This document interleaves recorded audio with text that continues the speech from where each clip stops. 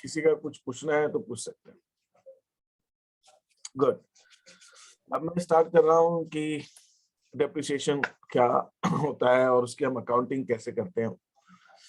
तो जो आज हमारा टॉपिक है डिस्कशन का, वो नेक्स्ट चैप्टर है और उसको हम कहते हैं डेप्रिसिएशन।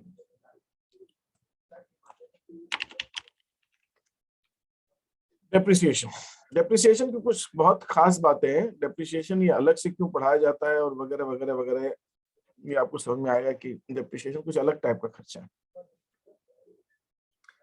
डेप्रिसिएशन जो है, जिसको हम हिंदी में ह्रास कहते हैं, है ना, जो कोई भी स्थायी संपत्ति होती है, फिक्स एसेट्स होती है, हम जब उसको यूज करते हैं तो यूज करते करते उसकी वैल्यू कम होती जाती है, उसकी वैल्यू कम होती जाती है। और जो उसकी वैल्यू में कमी आती है वो किस वजह से आती है? इस्तेमाल से, उसको इस्तेमाल करने से, यूज करने से। और जो उसकी वैल्यू में कमी आती है, उस कमी को हम डेप्रिसिएशन कहते हैं। उस कमी का नाम डेप्रिसिएशन। अब जैसे मैं आपसे एक बात करता हूँ कि हमारे पास कोई फिक्स एसेट्स है, कोई स्थायी संपत्ति है। उस फिक्स एसेट्स के नाम बताइए, कौन कौन सी फिक्स एसेट्स होती है? फिक्स एसेट्स किसको कहते हैं? बिल्डिंग बिल्डिंग एक फिक्स एसेट्स है, और फर्नीचर, फर्नीचर एक फिक्स एसेट्स है, और लैंड लैंड एक फिक्स एसेट है, और मशीनरी मशीनरी एक फिक्स एसेट्स है, और व्हीकल एक फिक्स एसेट्स है, और व्हीकल भी फिक्स एसेट्स। तो ये मोटे तौर पे ये फिक्स एसेट्स हर बिजनेस में करीब करीब रहती हैं, थोड़ा बहुत कम ज्यादा, और कोई एक आध नहीं होगी तो नहीं, ये फिक्स एसेट्स रहती है। इस फिक्स एसेट्स की खास प्लांट भी, हाँ प्लांट एंड मशीनरी आ गया, चलो प्लांट अलग से भी लिख लेते हैं, ठीक है। तो ये हमारे पास ये fix assets, in fix assets की वैल्यू में हम एक बार खरीदते हैं और कई सालों तक इस्तेमाल करते हैं। ये फिक्स एसेट्स क्या होती है? खरीदी जाती है एक बार और कई सालों तक इस्तेमाल होती है। तो over this period of time, जब तक वो उनके समय से यूज हो रही है, उनके मार्केट रेट में फ्लक्चुएशन आ सकता है, मार्केट प्राइस उसकी बढ़ सकती है, घट सकती है, ठीक है ना। ये एक मार्केट प्राइस में सबसे ज्यादा, और उसकी रियल वैल्यू जो है, उसकी रियल वैल्यू भी कम होती जाती है ना। आप उसकी जो कहते हैं रियल वैल्यू, जो उसकी वास्तविक वैल्यू, वो भी कम होती जाती है। मैं जैसे आपको एग्जांपल देता हूँ, आप देखते होंगे, कहीं सुनने में आता होगा, आप पढ़ते भी होंगे, देखा भी हो सकता है आपने, कितनी पुरानी बिल्डिंग हो गई, 40-50 साल पुरानी हो गई तो गिर गई। इसका मतलब बिल्डिंग की भी एक जीवन है, उसका एक जीवन है, उसके समय के बाद वो खराब हो जाएगी, खंडर हो जाएगी, टूट जाएगी। खंडर तो हम बहुत कुछ देखते हैं आसपास, है ना। अगर उसको मेंटेन नहीं किया जाए तो और खराब हो जाती है, और जल्दी खराब हो जाती है। मेंटेन करेंगे तो थोड़ा चल जाएगी, लेकिन अल्टीमेटली एक बार तो उस बिल्डिंग को गिरना, ठीक है। तो हम लोग जो देखते हैं बिल्डिंग्स वगैरह, कई बार देखते हैं पुरानी बिल्डिंग वहां भरभरा के गिर गई, अपने आप गिर गई, या वो खतरनाक हो गई थी तो उसको गिरा दिया गया कि कोई दब नहीं जाए, ऐसा भी होता है। फर्नीचर भी हम जानते हैं, एक समय के बाद हम उसको फेंक फाक देते हैं, निकाल देते हैं, या अटाले में बेच देते हैं, हमारे काम का नहीं रहता। मशीनरी के साथ भी ये हो सकता है। गाड़ियों की भी एक लाइफ होती है, एक समय के बाद वो गाड़ियां जो है, उनको चलाने का खर्चा ज्यादा हो जाता है और उसको मेंटेन करना मुश्किल हो जाता है। हाँ, आजकल देखते हो कि लोग कुछ शौकिया ऐसे पुरानी गाड़ियों को, जिसको विंटेज कहते हैं, ये भी एक इंग्लिश का वर्ड है, विंटेज, विंटेज कार्स, है ना, वो कलेक्ट करते हैं, उसको मेंटेन करते हैं। उसको मेंटेन करना बहुत महंगा पड़ता है, आसान नहीं होता। एक तो पार्ट्स नहीं मिलते, है ना, कहीं खराब हो जाए तो उसके कारीगर नहीं मिलते, बड़ी मुश्किल होती है, उसमें बहुत लंबा खर्चा लग जाता है। लेकिन लोगों को शौक होता है, पुराने राजा महाराजा ऐसे पुराने जमाने की वो दिखाते हैं हमें, पहले बहुत अमीर लोग थे भैया, आज भी हैं हम, इतनी पुरानी गाड़ी, हाँ 1902 की गाड़ी, 1903 की गाड़ी, 1920 की गाड़ी हमारे पास है, that is what it is. तो वो लोग तो शौक के हिसाब से इकट्ठा कर लेते हैं। फिर एक होता है प्लांट, प्लांट होता है, प्लांट, प्लांट में जो हम मशीन वगैरह, तो ये सब कुछ फिक्स एसेट्स होती है जो समय के साथ साथ जिनकी उपयोगिता गिरती जाती, कम होती जाती। तो डेप्रिसिएशन का जो मतलब है, उसकी मार्केट वैल्यू से कतई नहीं है, मार्केट वैल्यू बढ़े घटे उससे मतलब नहीं है। डेप्रिसिएशन जब हम निकालते हैं तो डेप्रिसिएशन हम करते समय सिर्फ उसकी रियल वैल्यू, वास्तविक वैल्यू देखते हैं, वास्तविक वैल्यू क्या कम। तो हम इस चैप्टर के अंदर जो ये पढ़ने वाले हैं, वो ये पढ़ने वाले हैं कि डेप्रिसिएशन का मीनिंग क्या होता है। हम यहाँ जो पढ़ेंगे वो पढ़ेंगे डेप्रिसिएशन का मीनिंग क्या होता है, उसका अर्थ क्या होता है, डेप्रिसिएशन हम लगाते क्यों, उसका रीजंस क्या है, क्या किन कारणों से डेप्रिसिएशन होता है। फिर डेप्रिसिएशन लगाने की लिए रीजन के साथ हम उसकी डेप्रिसिएशन क्या निकालने की कुछ मेथड्स होती हैं, वो भी हम देखेंगे क्या मेथड्स होती है, डेप्रिसिएशन कैसे कैसे निकालते हैं। फिर हम ये भी देखेंगे उसकी रिकॉर्डिंग कैसे करते हैं, डेप्रिसिएशन को लिखते कैसे। तो मोटे तौर पे अगर हम ये देखें तो ये डेप्रिसिएशन जो है ये हम इसमें हम ये चैप्टर में मोटे तौर पे 4 चीजों को हम पढ़ने की कोशिश करेंगे। तो जैसे मैंने पहले आपको बताया कि डेप्रिसिएशन क्या है। डेप्रिसिएशन की वो है कि जो हमारी एसेट है जिसको हम यूज करें उसकी रियल वैल्यू में जो कमी आती है, वो कमी क्यों आती है, इस्तेमाल करने से। उसके कुछ कारण होते हैं, हम उस पर भी बात करें। ये कमी मार्केट बाजार मूल्य में कमी आने से नहीं, जैसे अभी क्या हो रहा है ना, एकदम से कीमतें बढ़ जाती है जमीन की, बिल्डिंग की, फिर कम हो जाती है, मशीन महंगी हो गई है ना, लोहा महंगा हो गया, उसके पार्ट्स महंगे, वो सब नहीं बात हुई। यूज करने से, उसको इस्तेमाल करने से जो कमी आती है उसको हम डेप्रिसिएशन कहते हैं। ठीक है, तो ये एक चीज है। दूसरी चीज, एक डेप्रिसिएशन के आगे बढ़ने से पहले मैं 2-3 चीजें समझाना चाहूंगा। आप लोग चूंकि अच्छे से कर रहे हैं चीजों को, तो मैं थोड़ा सोच रहा हूँ कि आपको ये बात बताई नहीं जानी चाहिए। डेप्रिसिएशन एक एक्सपेंस है, डेप्रिसिएशन खर्चा है। अभी हम देखेंगे उसके कारणों में जब डेप्रिसिएशन क्यों निकालते हैं। खर्चा है, एक्सपेंस है। अब इस एक्सपेंस में और दूसरे एक्सपेंसेस में क्या डिफरेंस है? एक्सपेंस तो सैलरी भी है, एक्सपेंस तो रेंट भी है, एक्सपेंस तो वेजेस भी है, एक्सपेंस तो इलेक्ट्रिसिटी बिल भी है, एक्सपेंस तो टेलीफोन बिल भी है, टेलीफोन का भी खर्चा होता है, सारे खर्चे। लेकिन डेप्रिसिएशन कैसा एक्सपेंस? डेप्रिसिएशन एक ऐसा एक्सपेंस है जो कैश में नहीं दिया जाता। आप जब सैलरी देते हैं तो कैश में देते हैं, आप रेंट देते हैं तो कैश में देते हैं, आप वेजेस देते हैं तो कैश में देते हैं, इलेक्ट्रिसिटी पेमेंट करते हैं कैश में देते हैं, टेलीफोन करते हैं कैश। लेकिन डेप्रिसिएशन एक ऐसा एक्सपेंस है जो आप कैश में नहीं देते। लेकिन डेप्रिसिएशन खर्चा है, लेकिन ये एक ऐसा खर्चा है जिसको बोला जाता है गैर नकदी व्यय, गैर नकदी व्यय, नॉन कैश एक्सपेंस। ये खर्च ऐसा है जो खर्चा प्रॉफिट को तो कम करता है, लेकिन ये बिजनेस से कैश में नहीं जाता, ये कैश में नहीं जाता। आप डेप्रिसिएशन में क्या करते हो? बिल्डिंग की वैल्यू को कम कर दिया आपने, डेप्रिसिएशन हो गया, दैट्स इट। बिल्डिंग की वैल्यू कम हो गई, डेप्रिसिएशन हो गया। बट बिल्डिंग की वैल्यू कम करने के लिए आपको कैश देने की जरूरत थोड़ी है। बिल्डिंग की वैल्यू घटा देंगे, डेप्रिसिएशन लग गया, कैश नहीं देते आप, तो ये नॉन कैश एक्सपेंस है, एक बात। दूसरी चीज आपको क्या समझनी है, डेप्रिसिएशन जो नॉन कैश एक्सपेंस। जैसे एक मैंने पढ़ रहा था, एक अकाउंटेंट का कहना था कि सारी एसेट्स इसके अंदर कैश छोड़ दीजिए, कुछ एसेट अपवाद के तौर छोड़ दीजिए, लेकिन ज्यादातर सब एसेट धीरे धीरे समय के साथ साथ एक्सपेंस हो जाती है। सब मतलब पूरी तरह से कोई प्योर एसेट नहीं होती, वो एक्सपेंस हो जाती है। सारी एसेट धीरे धीरे over the period of time, समय के साथ साथ आपके वो एक्सपेंस हो जाते हैं over the period of time. इसमें क्या आ गया? जैसे मशीनरी है, मैं एग्जांपल दे रहा हूँ। आपने जब मशीनरी खरीदी, तो मशीनरी आपकी मान लीजिए 3 लाख रुपए की, आपने उस मशीनरी को यूज किया, आपने उस मशीनरी को यूज किया और मान लीजिए वो मशीनरी आप 10 साल तक यूज कर रहे हैं। इसका मतलब वो अभी तो एसेट है जब खरीदी आपने, लेकिन 10 साल में धीरे धीरे धीरे धीरे हर साल, अगर मैं इसको मोटे तौर पे मानूं तो हर साल आप 30,000 की मशीनरी को यूज करते आ रहे हैं। 10 साल तक आप 30,000 की मशीनरी को यूज करते आ रहे हैं, और ऐसा करते करते उसकी 30,000 रुपए वैल्यू कम होती जाएगी, और 10 साल में मशीनरी की वैल्यू 0 हो जाएगी। 10 साल में मशीनरी की वैल्यू 0 हो जाएगी। 30,000 कम हो गई, 270 हो गई, फिर 30,000 कम हो गई, 240 हो गई, फिर 30,000 कम हो गई, 210 हो गई, फिर 30,000 कम हो गई, 180 हो गई, फिर 150 हो गई, वो 30,000 रुपए कम होती जाएगी। तो 30,000 कम होते होते जाते जाते वो मशीनरी एक समय के बाद उसकी वैल्यू 0 हो जाएगी, शून्य हो जाएगी। तो हुआ क्या इसके अंदर?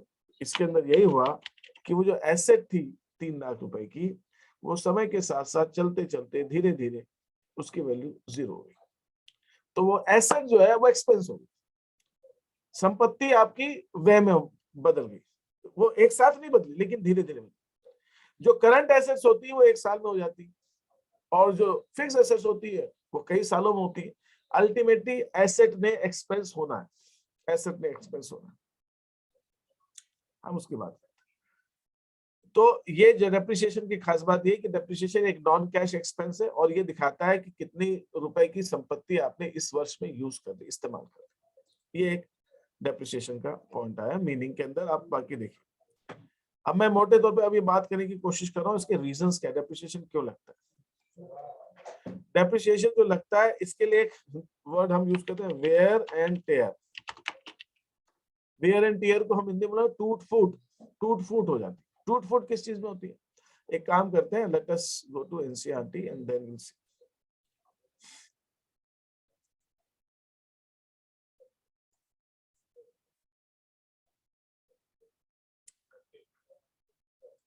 ओके,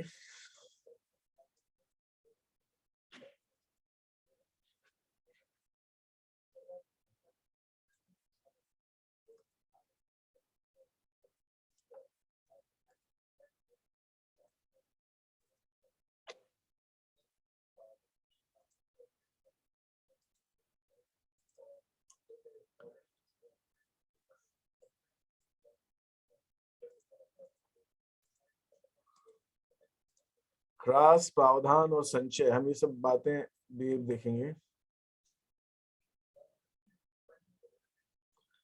ओके, एक क्वेश्चन आया है मेरे पास कि सर गुडविल, कॉपीराइट, पेटेंट भी तो फिक्स एसेट्स होती है, क्या इनको भी हम डेप्रिसिएशन लगाते हैं, ह्रास लगाते हैं? इनमें भी लगाते हैं, लेकिन इसके लिए एक वर्ड यूज करते हैं हम, ये इनमें भी डेप्रिसिएशन लगता है। गुडविल में एक्चुअली क्या होता है, गुडविल में डेप्रिसिएशन तो लगाते नहीं है, बाकी गुडविल को भी हम बंद कर देते हैं, गुडविल को खोल के नहीं रखते। पेटेंट्स में डेप्रिसिएशन लगता है। पेटेंट में कैसे लगता है? मान लीजिए मैंने कोई दवाई बनाई और उस रिसर्च किया। पेटेंट किस चीज का होता है? आपने कोई फॉर्मूला बनाया हो, आपने कोई फॉर्मूला किस चीज का, कोई ऐसी स्पेशल दवाई बनाई है जो दुनिया में पहली बार, मैंने कोरोना की कोई दवाई बनाई, मैंने पेटेंट कर लिया उसको, मैंने रिसर्च किया, उसको खर्चा किया, तो कोई और उसको कॉपी नहीं कर पाए तो पेटेंट कर लिया उसको। मैंने कुछ ऐसा इनोवेशन किया, आविष्कार सा किया है, कुछ चीज ऐसी खास बनाई है, तो पेटेंट का पर्पस, उद्देश्य क्या होता है? पेटेंट का उद्देश्य होता है कि अगर हमने कोई चीज बनाई है और उस पर हमने रिसर्च की, मेहनत की है, तो उसको अगर कोई कॉपी करता है तो हमारी जो उसमें मेहनत है, हमारा जो उसमें पैसा लगा है, उसका फायदा हम हमारे बजाय कोई दूसरा ले जाता है। तो उसको प्रोटेक्ट करने के लिए ये होता है कि जो आविष्कार करने वाला है, आविष्कारक है, वो अपनी चीज को पेटेंट करा ले, तो कोई भी अगर उसको इस्तेमाल करता है तो उसके लिए उसको कीमत देनी पड़ती है जिसका नाम से वो पेटेंट है, और बिना उसकी इजाजत के वो कर भी नहीं सकता। लेकिन हर पेटेंट की एक समय सीमा होती है, पेटेंट कराने के खर्चे होते हैं और पेटेंट की एक अवधि होती है। पेटेंट आजीवन नहीं होता, पेटेंट 6 साल, 7 साल, 5 साल तक के लिए होता है। आप उतने समय के उसके बाद वो चीज समाज की हो जाती है, फिर वो कोई भी बना सकता है, उतने समय तक कोई और नहीं बना सकता आपके बिना। तो अगर पेटेंट की लाइफ 7 साल की है तो जो पेटेंट है उसको आप 7 साल में डेप्रिशिएट कर दोगे, राइट ऑफ कर दोगे। गुडविल को आप राइट ऑफ बंद कर सकते हो। कॉपीराइट में भी खर्चा लगता है, बाकी कॉपीराइट तो बहुत समय तक चल सकता है ना, लेकिन उसके बाद भी एक समय होता है, उस समय हम उसको खत्म कर देते हैं। लेकिन वहां पर हम एक वर्ड यूज करते हैं, इनटेंजिबल, ये अमूर्त संपत्तियां, इनटेंजिबल एसेट्स को जब हम राइट ऑफ करते हैं तो उसके लिए जो वर्ड यूज करते हैं उसको कहते हैं अमोर्टाइजेशन। इसका अभी हम देखते हैं। अमोर्टाइजेशन मतलब डेप्रिसिएशन को भी अलग अलग नाम से जाना जाता है, डेप्रिसिएशन को अलग नाम से जाना था। अगर हम किसी फिक्स एसेट्स को डेप्रिशिएट कर रहे हैं, लेकिन फिक्स एसेट्स कौन सी? टेंजिबल, जिसको मूर्त फिक्स एसेट्स कहते हैं, तो हम वहां पे हम डेप्रिसिएशन वर्ड यूज कर सकते हैं।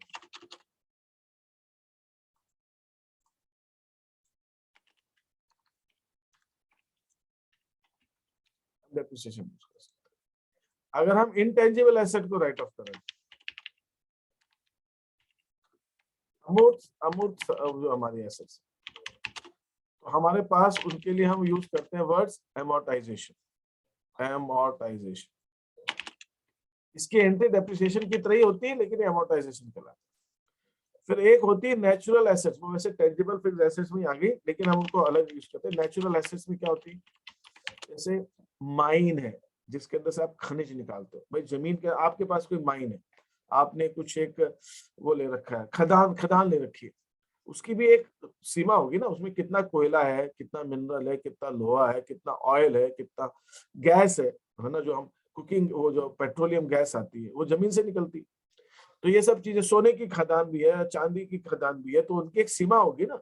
एक इतना तो है नहीं कि भरा ही पड़ा है, एक इतनी एक फिक्स क्वांटिटी, उसका मूल्यांकन मशीन आजकल आ गई, उससे हो जाता है कि इसके अंदर कितना मिनरल होगा, क्या होगा, निकाला जा सकता है।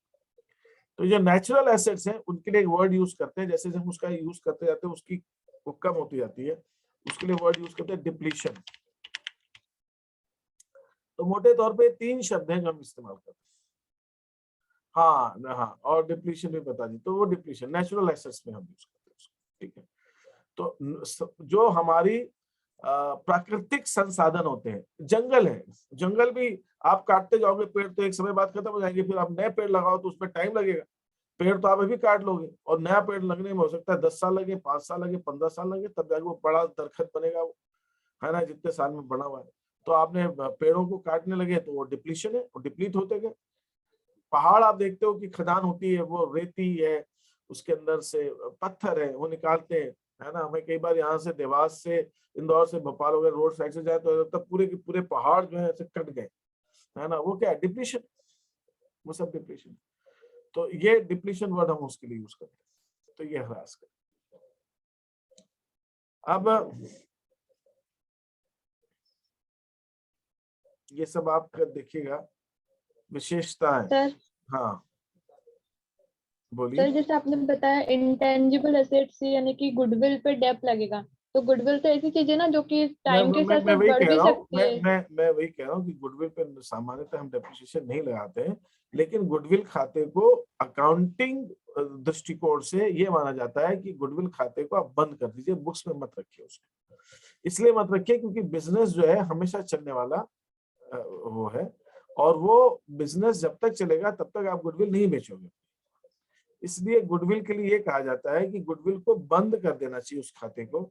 और गुडविल अगर आपने खरीदी, जैसे मैं एग्जांपल आपको देता हूं, गुडविल क्या होता है? गुडविल होती है आपका अच्छा नाम है, रेपुटेशन। मैंने कोई एक बिजनेस खरीदा, आप देखते हो ना अखबारों में कई बार आता है कि अभी कुछ समय पहले किसी ने तो बेचा है, ध्यान नहीं, लोग ब्रांड अपना बेच देते हैं। कुछ अच्छी कंपनी होती है जैसे आईटीसी वगैरह है, या गोदरेज है, या फिर ये डाबर है, ये लोग पूरी कंपनी नहीं बेच रहे, अपना कोई ब्रांड है ना, उसका नाम है, रेपुटेशन। उस ब्रांड को वो लगता है कि अब हमारे लिए उतनी कीमत नहीं है, कोई दूसरा खरीदने को तैयार है तो उसको बेच देते। बोला ये ब्रांड हमारा, ये जो प्रोडक्ट है ये हमने अब नहीं बनाएंगे, इस ब्रांड को हमने इस्तेमाल करेंगे, आप इस्तेमाल। वो करोड़ों की डील होती है। अब अगर मैं एग्जांपल देता हूँ, ठीक है, अब अगर मैं एक एग्जांपल देता हूँ, कोई ऑयल है, कोई चीज है, और हम एक ऑयल बनाते हैं स्पेशल टाइप का, उसका नाम है, और उस ब्रांड को हमने बेच दिया, तो भाई है क्या? वो ऑयल ही तो है, उसमें क्या बात है? उसमें ऑयल तो कोई भी बना सकता है। लेकिन हमारा वो ऑयल अभी रुचि सोया जो है, वो फैक्ट्री को कुछ समय पहले 2-1 साल हो गए, है ना, पतंजलि ने खरीदा, 1.5-2 साल हुए, पतंजलि ने खरीदा रुचि सोया, है ना, रुचि ऑयल है। अब उन्होंने खरीदा तो ऐसा थोड़ी कि उन्होंने वही कीमत दी होगी जो जितने की रुचि सोया की फैक्ट्री की वैल्यू है, जितने की उसकी मशीनरी है, जितने के पास उसके पास सामान रखा है, उतने ही नहीं दी होगी, उससे ज्यादा कीमत दी होगी। क्यों दी होगी? कि कुछ लोग ऐसे हैं जो रुचि सोया को ऑलरेडी पहचानते हैं। ऑयल तो 10 तरह के हैं मार्केट, लेकिन कुछ लोग उसी को खरीदते हैं, तो इसको कहते हैं ब्रांड वैल्यू। तो हाँ, शेयर प्राइस आसमान छू गया रुचि सोया का असर, हाँ वो ठीक है, वो मैंने अभी तो सब चल रहा है ठीक है, अभी ऑयल वायल में तो तेजी है सब। तो ये मैं कहना चाह रहा हूँ। बिल्कुल बिल्कुल बिल्कुल। तो मेरा बिल्कुल, जब से वो पतंजलि ने खरीदा है, तो कहने का मतलब ये है कि लोग ब्रांड खरीदते हैं। जैसे मैं आपको एक एग्जांपल देता हूँ, ये आप थोड़ा सा समझिए इस चीज को, गुडविल क्या है। मैंने एक कोई बिजनेस एक्वायर किया, हाँ बिल्कुल, मैंने कोई बिजनेस एक्वायर किया, उस बिजनेस की मैंने लैंड एंड बिल्डिंग की वैल्यू निकाली। हमारी लैंड एंड बिल्डिंग की वैल्यू 30 लाख रुपए। मैंने उसके प्लांट एंड मशीनरी की वैल्यू निकाली, सपोज वो भी 20 लाख रुपए की प्लांट एंड मशीनरी। उसके पास कुछ स्टॉक भी पड़ा हुआ है, सामान वामान पड़ा हुआ है, वो सब जोड़ जाड़ के दूसरी एसेट्स, अदर एसेट्स ले लेता हूँ, बाकी की संपत्ति, वो मैंने कहा वो 10 लाख की हुआ। तो देखा जाए तो आज उसकी जो वैल्यू है वो 60 लाख, वो 60 लाख। लेकिन मैं 60 लाख थोड़ी दे रहा हूं, 60 लाख थोड़ी दे रहा हूं मैं, उसके लिए कीमत जो पे कर रहा हूं वो मैं पे कर रहा हूं मान लीजिए 80 लाख। अरे भाई तो 60 लाख की तो 80 लाख रुपए, 20 लाख रुपए ज्यादा किस बात के? ये 20 लाख रुपए ज्यादा जो दिए जा रहे हैं गुडविल के दिए जा रहे हैं। गुडविल के मतलब उसके नाम के, उसके नाम के मतलब ये है कि उस प्रोडक्ट को कुछ कस्टमर ऐसे हैं बाजार में, कुछ ग्राहक ऐसे हैं जो उसका माल हमारे बिना मेहनत किए भी खरीदेंगे, कुछ हमारे ग्राहक उसको बिना हमारी मेहनत किए ही भी खरीदेंगे, कुछ ग्राहक हैं उसके वो आ ही जाएंगे। तो ये जो 20 लाख रुपया मैंने दिया है एक्स्ट्रा संपत्ति से, ये गुडविल।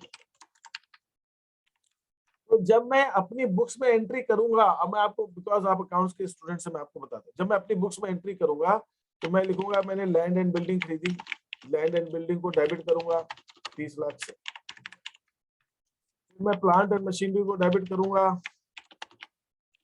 20 लाख से। फिर मैं दूसरी एसेट्स को डेबिट करूंगा 10 लाख से। तो अब सवाल उठता है कि जो मैं पेमेंट कर रहा हूँ वो तो 80 लाख का कर रहा हूँ टू बैंक। मैं बहुत सिंपल ढंग से बताने की कोशिश कर रहा हूँ इसको, जो आपको अभी 11th में समझ में। तो भाई ये जो 20 लाख रुपए ज्यादा दे रहा हूँ एंट्री मैच थोड़ी करेगी, मेरे पास एसेट्स आ रही हैं 60,000 की, 60 लाख की, और मैं पेमेंट कर रहा हूँ 80 लाख का, तो 20 लाख किस बात की? तो यहाँ पे मैं लिखूंगा गुडविल 20 लाख।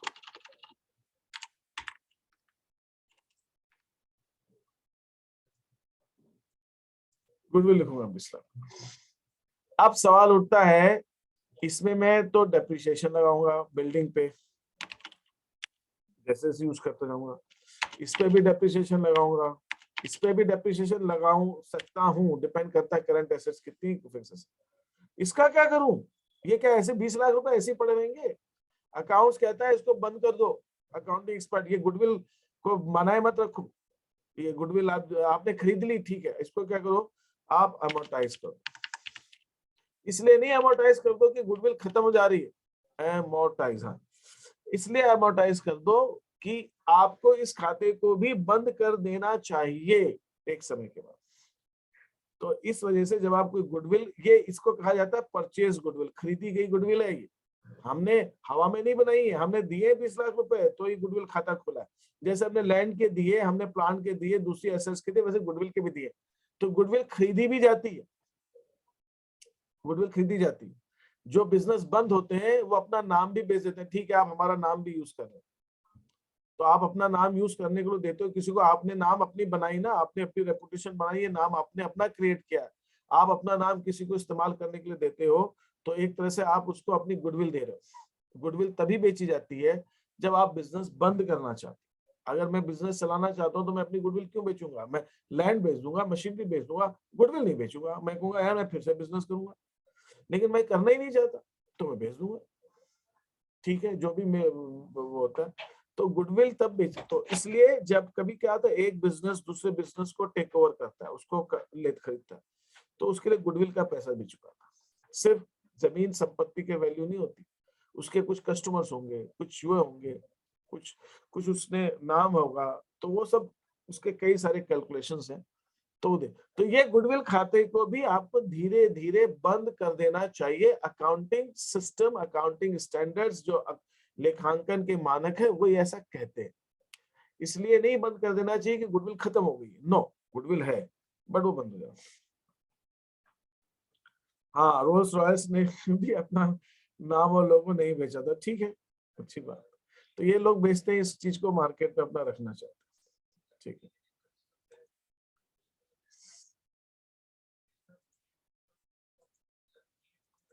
ओके, अब हम आगे थोड़ा थोड़ा बढ़ रहे हैं।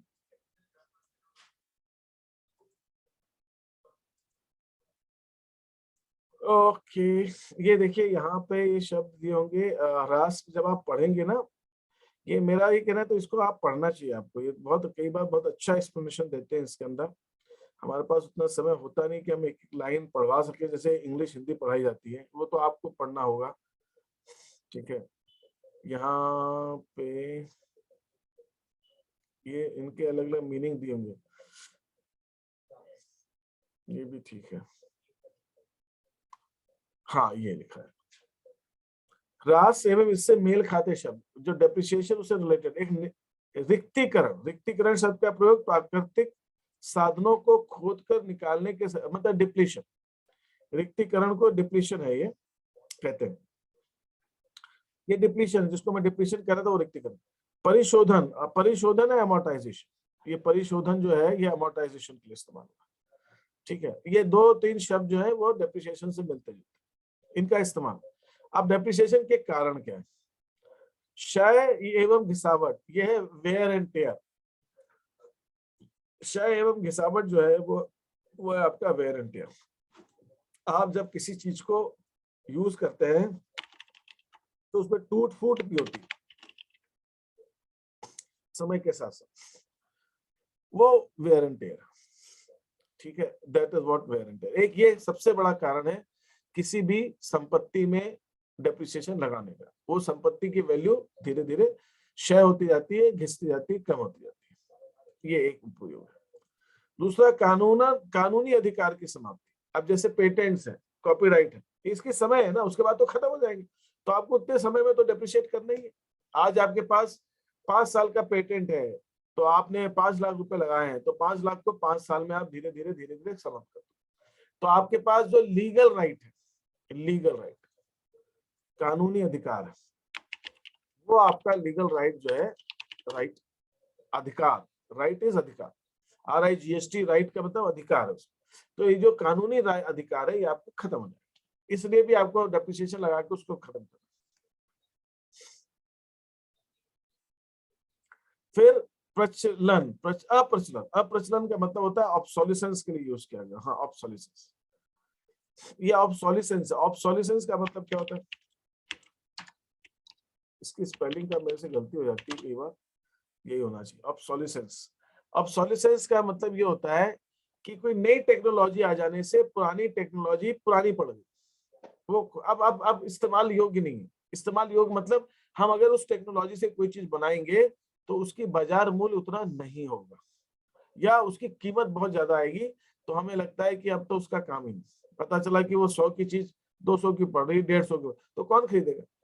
अब नई टेक्नोलॉजी बनानी है, तो जो पुरानी मशीन है वो खराब होगी, अब नई मशीन लानी पड़ेगी।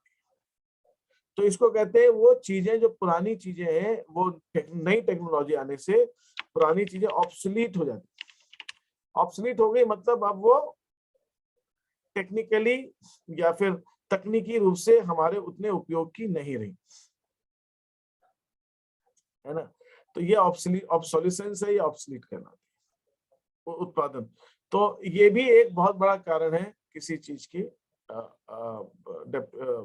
डेप्रिसिएशन। असमान तत्व, असमान तत्व। अब इनके अलावा कोई और भी कारण हो सकता है जो कि हमने नॉर्मली तौर पे, अब आग लगने से, भूचाल आने से पता चला कि एसिड एकदम से खराब हो गई, अब वो पूरा फर्नीचर जो है बिगड़ गया। बिल्डिंग भूकंप आने से बिल्डिंग कमजोर हो गई, अब वो कभी भी गिर सकती है, ऐसा हो गया। ठीक है, आग लगने से बिल्डिंग कमजोर हो गई है, भूकंप से कमजोर हो गई है, बाढ़ से कमजोर हो गई है, ठीक है, मशीनें खराब हो गई है, ऐसा भी हो सकता है। तो ये ऐसी चीजें जो लगातार या क्रमिक नहीं होती, क्रमिक मतलब हमेशा नहीं हो पा रही है, ये एकदम से कोई ऐसा कारण आया कि अब इसको तो खत्म करना पड़ेगा, धीरे धीरे इसका यूज करना पड़ेगा। तो ये कुछ ऐसे कारण है। ठीक है, अब हम दूसरी बात करने जा रहे हैं, हमारे पास डेप्रिसिएशन लगाने के रीजंस क्या है, क्यों हम डेप्रिसिएशन लगाते हैं, डेप्रिसिएशन हमें लगाने की जरूरत क्यों पड़ती है। एक तो पहली बात तो ये कि डेप्रिसिएशन लगाने के जो रीजंस हैं, जब मैं उनकी बात करूं तो सबसे पहला रीजन है कि अगर मुझे किसी चीज की सही लागत निकालनी, सही लागत निकालनी, अगर मुझे ट्रू कॉस्ट निकालनी तो डेप्रिसिएशन लगाना। अब इस ट्रू कॉस्ट का क्या मतलब हो गया?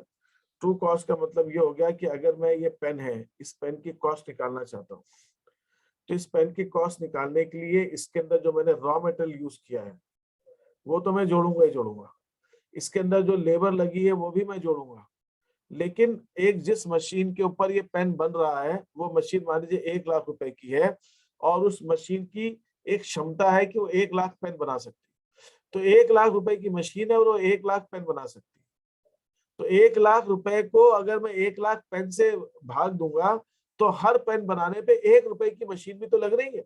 तो जब मैं इसकी लागत निकालूंगा तो इसकी लागत में से उसका रॉ मटेरियल जो कच्चा माल लगा है वही नहीं निकालूंगा, इसके पीछे जो लेबर लगी वही नहीं निकालूंगा, इसके पीछे जो बिजली लगी वही नहीं निकालूंगा, इसमें जो मशीन लगी है मशीन भी तो इस्तेमाल हो रही है, मशीन की कीमत जितना मैं पेन बनाता जा रहा हूँ मशीन की कीमत गिरती जा रही है, वो भी जोड़ूंगा। तो मैं उन चीजों की भी डेप्रिसिएशन जोड़ूंगा जो इसको बनाने में लग रहे हैं, तब जाके मैं इसकी सही कीमत निकाल सकूं। अगर तो इसीलिए अगर मुझे किसी चीज की सही कॉस्ट निकालनी है तो फिर मुझे डेप्रिसिएशन लगाना होता है। मुझे अगर सही कॉस्ट निकालनी है तो भी मुझे डेप्रिसिएशन लगाना है। तो एक ये चीज हो है। दूसरा इसका सबसे इंपॉर्टेंट कारण क्या है, अगर हम बिजनेस का प्रॉफिट लॉस सही निकालना चाहते हैं, हम अगर बिजनेस का सही प्रॉफिट लॉस निकालना चाहते हैं,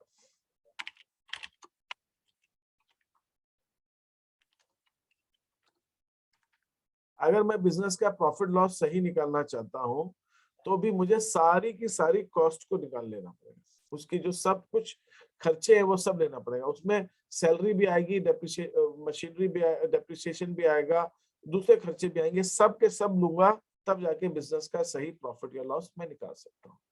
और तीसरा एक बहुत अच्छा कारण है जिसकी वजह से कई लोग खरीदते हैं, टैक्स बचाने का। अगर आप डेप्रिसिएशन लगा देते हो तो आपका प्रॉफिट कम हो जाता है, प्रॉफिट कम हो जाता है तो आपको टैक्स कम लगता है। और ये आप कहेंगे सर इतना बड़ा इंपॉर्टेंट रीजन है, बिल्कुल सही। अगर आप बड़े बड़े बिजनेसेस को देखो उनमें करोड़ों रुपए की संपत्तियां होती है और उसमें डेप्रिसिएशन भी लाखों करोड़ों में लगता है। तो ये जो डेप्रिसिएशन है अपने आप में बहुत बड़ा फैक्टर है, बहुत बड़ा कारण है जिससे आपका लाभ कम हो जाता है और आप उसमें से डेप्रिसिएशन को लगा सकते हैं। डेप्रिसिएशन लगाने से आपका प्रॉफिट कम हो जाता है तो आपका टैक्स बच जाता है। ठीक है, दिस इज तो ये है बिजनेस की सही वित्तीय स्थिति जाननी है। बिजनेस की अगर सही वित्तीय स्थिति जाननी है तो डेप्रिसिएशन लगाना है। जैसे मान लीजिए मैंने एक मशीनरी आज से 10 साल पहले खरीदी थी, मैंने 10 साल पहले कोई मशीनरी खरीदी थी और वो मशीनरी की कीमत मैं वही दिखाता रहूं जो 10 साल पहले खरीदी थी, तो सही स्थिति थोड़ी है। 10 साल बाद तो उसकी कीमत गिर गई है ना, तो वो तो मुझे उसमें लगाना पड़ेगा। ठीक है, तो ये चीजें हैं। अब ये मैं उसके कारक और गणना की ये नहीं, ये चीजें तो अब आपको पहले इसको रीडिंग करना पड़ेगा तो ही मुझे आगे बढ़ना चाहिए। ठीक है, तो अभी मैंने आपको 2-3 चीजें जो बताई हैं, डेप्रिसिएशन का मीनिंग बताया है, डेप्रिसिएशन के अलग अलग रिलेटेड टर्म्स बताए, डिप्लीशन एंड अमोर्टाइजेशन, फिर मैंने उसको आपको डेप्रिसिएशन की जो खास बात है वो बताई, डेप्रिसिएशन क्यों लगाते हैं वो बताया। अब इसके अंदर एक छोटा सा पॉइंट और बताया थ्योरी का कि डेप्रिसिएशन किन फैक्टर्स पे, किन कारणों पर डिपेंड करता है। कारणों मतलब डेप्रिसिएशन कितना, मान लीजिए किसी चीज पे 10,000 का डेप्रिसिएशन लग रहा है, किसी चीज पे 1 लाख का डेप्रिसिएशन लग रहा है, किसी पे 2,000 का लग रहा है, तो ये 2,000, 10,000, 1 लाख ये किस वजह से, ये फर्क क्यों है? सभी एसेट, तो उसकी लागत क्या, एसेट जितनी महंगी होगी उतना डेप्रिसिएशन लगेगा। एसेट की, जब एसेट की लाइफ खत्म हो जाती है उसके बाद वो एसेट ऐसा नहीं कि हवा में गायब हो जाती है। भाई अगर मैं एक सिंपल सी बात करूं, अगर ये मोबाइल के एक समय के बाद लाइफ खत्म हो जाएगी तो मोबाइल उड़ थोड़ी जाएगा, जैसे भाप उड़ जाती है हवा में, ऐसा थोड़ी उड़ जाएगा, या कोई चिड़िया लेके चली जाएगी, ऐसा थोड़ी होगा। तो ये रहेगा ना, ये तो रहेगा, भंगार के रूप में रहेगा। इसको कहते हैं स्क्रैप। फर्नीचर टूटा फूटा आजकल तो मिट्टी बिक जाती है, राख बिक जाती है, तो आजकल तो मतलब लोहा, पुराना लोहा, लंगड़ जो भी है जिसको हम भंगार कहते हैं हिंदी में, शुद्ध, तो वो भंगार के रूप में रहेगी। भाई ऐसा थोड़ी कि गिर जाएगी, तो वो भी बचेगा, तो वो भी एक चीज। तो एक ये बात हो गई। तीसरी चीज होती है, एक हर संपत्ति का एक जीवन काल होता है। जीवन काल माने कितने समय तक चलेगी, ये किस बात पे डिपेंड करता है। एक तो जब आप कोई चीज खरीदते हैं, आप वैसे बिल्डिंग का बताया आपको, तो आपका एक एस्टिमेशन होता है साहब ये बिल्डिंग इतने साल चले, तो बिल्डिंग की एक लाइफ होती है, एक बात। दूसरी चीज क्या होगी, बिल्डिंग का एक जीवन काल होगा, बिल्डिंग की एक लाइफ होगी। दूसरी चीज ये होती है कि बिल्डिंग जो है या कोई भी संपत्ति होती है, उस समय के बाद उसका उपयोग करना ठीक नहीं रहता। तो ये 3 फैक्टर हैं जिसके बारे में अभी मैंने आपको नहीं बताया, लेकिन बताने से पहले मैं आपसे ये चाहूंगा कि जो कुछ आज मैंने आपको थ्योरी समझाई, इस थ्योरी को आपको पहले पढ़ना है, इस थ्योरी को आपको पहले पढ़ना है। इसको जब आप पढ़ लेंगे उसके बाद हम इसको जो है आगे डिस्कशन अपना कर पाएंगे, क्योंकि जब तक आप उसको, फिर इसके बाद मुझे आपको न्यूमेरिकल से स्टार्ट करने हैं। जब न्यूमेरिकल से स्टार्ट करने हैं तो वो भी एक चीज अपने को देखनी है। तो न्यूमेरिकल स्टार्ट करने से पहले आप इसको आज पढ़ें। आज अभी तक जो कुछ मैंने कहा है इसमें आपके किसी के कोई प्रश्न हो, कोई क्वेश्चन हो तो आप बिल्कुल बेहिचक मुझसे पूछ सकते हैं। एनी क्वेश्चन सो फार? सर हाँ सर, डेप्रिसिएशन जमीन पे नहीं लगता है ना? जमीन पे नहीं लगता, बिल्कुल नहीं लगता। वो मैंने इसलिए वो पॉइंट नहीं रेज किया कि जब मैं बताऊंगा कि डेप्रिसिएशन हम कैसे निकालते हैं तब मैं बताऊंगा कि जमीन पे डेप्रिसिएशन क्यों नहीं लगता, इसलिए मैंने वो बात अभी बोली नहीं थी। ठीक है, तो ये और कोई क्वेश्चन है किसी का?